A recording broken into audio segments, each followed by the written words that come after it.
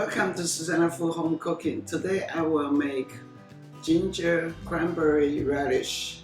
I've been using this one in my restaurant for a long time. I like to serve this for Thanksgiving and the Christmas time.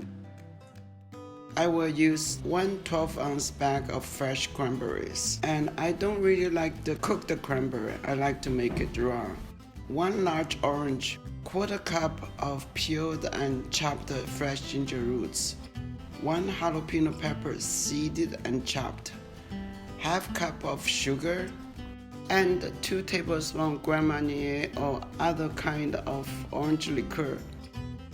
First you have the zest orange, then you juice orange. The juice should be about half cup of fresh orange juice.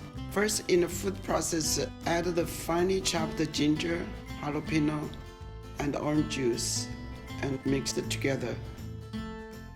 Then you add the cranberry in 2 batches, so the cranberry will be coarsely chopped.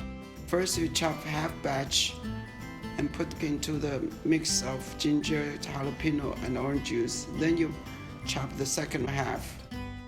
In the bowl, you add the zest, sugar, Grand Marnier, and mix very well and transfer into a glass jar. And covered and keep refrigerated 1 day to 2 days. After a couple of days, you drain out the juice from the cranberry mixture and save the cranberry juice.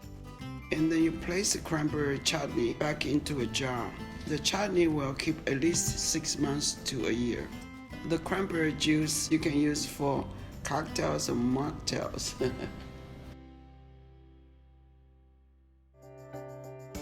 Thank you very much for watching, and I hope you enjoyed this video. You can always download the recipe and description below. Happy and healthy cooking, and see you next time.